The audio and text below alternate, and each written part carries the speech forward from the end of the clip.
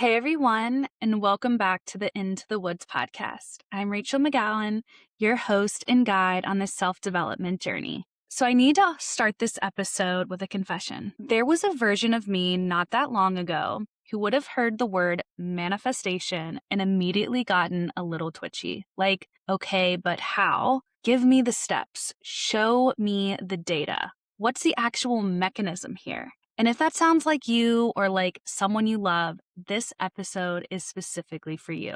Today, we're talking about what I call the logic brain problem. And it's one of the biggest reasons smart, driven, capable women can't fully unlock their manifestation practice. Not because they're doing it wrong, but because somebody told them the truth about why it works in a way that actually makes sense to their brain. That's what we're doing today. So let's get into it. Let's be really honest for a second.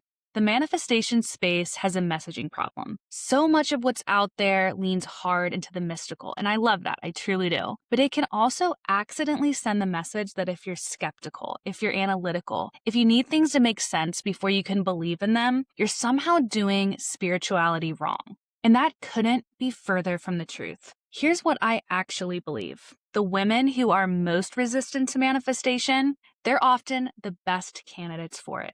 Because they're not going to half believe something. When they commit, they're all in. They just need a framework that doesn't ask them to check their brain at the door. The problem isn't that manifestation doesn't work for logic brains. The problem is that the way it's usually taught doesn't speak to their language. Okay, so let's strip it down. At its most basic level, manifestation is the process of closing the gap between who you are right now and who you need to be to have the thing you want. That's it. It's not magic. It's not wishing really hard. It's not passively waiting for the universe to drop things in your lap. It's identity work. It's nervous system work. It's becoming the version of yourself who already thinks, moves, and makes decisions like someone who has the thing before you actually have it. The reason visualization works is not because you're telepathically communicating your desires to the cosmos. It's because your brain can't tell the difference between something you've vividly imagined and something you've actually experienced. When you rehearse an outcome in your mind, your nervous system starts to normalize it. It stops registering it as scary future thing and starts treating it as familiar, achievable thing. That's neuroscience. That's real. The reason gratitude practices work is not because they feel good. It's because your brain has a negativity bias. It is literally wired to scan for threat. Gratitude practices are a conscious rewiring. You are training your reticular activating system, the part of your brain that filters out what you notice, to start spotting opportunity instead of danger. Again, science, real. The reason affirmations can feel cringy and ineffective is because most people say things they don't believe. And your brain knows. You can't lie to it. But when you find an affirmation that sits at the edge of your belief, not so far that it feels like fiction, but just far enough to stretch you, that's when they start to move things. This is not woo. This is how humans work. So let me walk you through the framework I use and teach inside the Divine Feminine Collective. 5 steps, all grounded, all backed by what we know about the mind, the nervous system, and how real change actually happens. Step 1, clarity. You cannot manifest something you haven't named. This sounds obvious, but most people skip it. They have a vague sense of wanting more or wanting things to feel different. That's not specific enough for your brain to work with. Get specific. What do you actually want? By when? What does it look, feel, sound like when you have it? Write it down, say it out loud, claim it. Step 2, regulation. This is the step nobody talks about. You cannot manifest from a dysregulated nervous system, period. If your body is in a chronic state of stress, survival mode, or scarcity, it will literally block the thing you're trying to call in. Not metaphysically, physically. Your decision-making, your perception, your ability to take aligned action, all of it is compromised when your system is dysregulated. This is why nervous system work is spiritual work. This is why rest is productive. This is why slowing down is sometimes the fastest way forward. Before you can receive, your body has to feel safe enough to hold it. Step 3, identity. This is the heart of the whole thing. The version of you who has the thing you want, Who is she? What does she think? What does she tolerate? What does she not? How does she make decisions? What's her relationship to money, to time, to her own worth? You have to start being her before the evidence arrives, not in a fake way, not in a lie to yourself way, in a practical way. Like learning an instrument. You're not a pianist on day one, but you commit to the practice, and eventually the identity follows the action. Step 4, aligned action. Manifestation is not passive. I will say that as many times as I need to.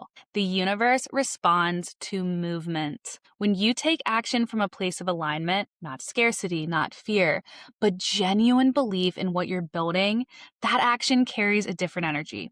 Doors open, people show up, opportunities appear, but you have to move. The action is the signal.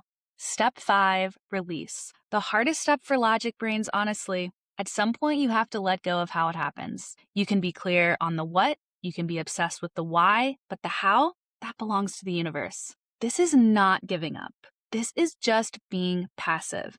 This is trust. It's deciding that you've done your part and now you let it work. The tighter you grip, the slower it comes. The more you stay in execution mode, the more you close off the channels through which things can actually arrive. 5 steps: grounded, practical, and completely compatible with having a brain that needs things to make sense. So now I want to ground this in the energy of right now, because it's actually incredibly relevant. We just moved through the spring equinox, we're in Aries season, and Mercury went direct after 3 weeks of retrograde.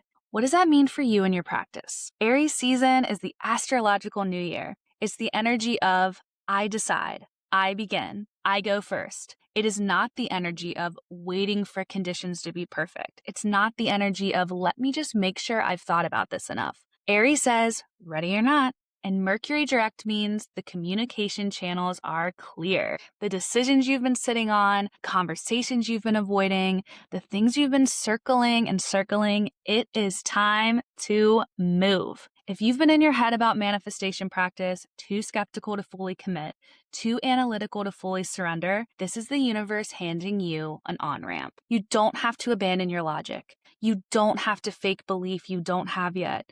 You just have to start.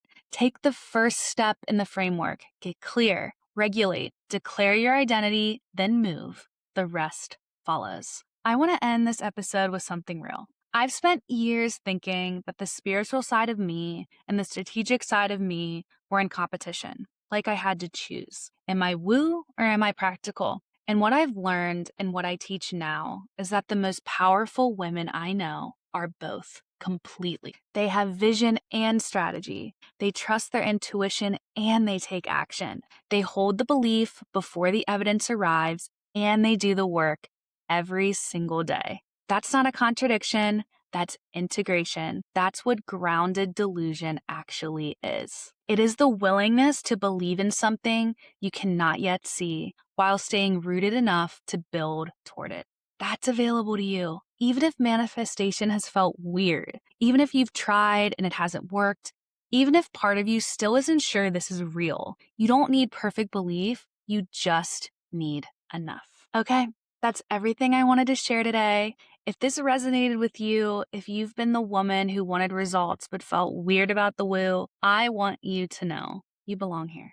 This space was literally made for you. If you want to go deeper on the 5-step grounded manifestation method, I go deep on it inside the Divine Feminine Collective. The link is in the show notes. Come find us. And if this episode helped you, please share it. Send it to your friend in your life who rolls her eyes at crystals but secretly wants to believe. This one's for her. You can always find me on Instagram at Divine Femme Collective. Send me a DM and tell me what landed for you today. I genuinely read them and I love hearing from you. Thank you for being here. Thank you for trusting the space. Stay rooted, stay open, and stay in your grounded delusion. Love you guys.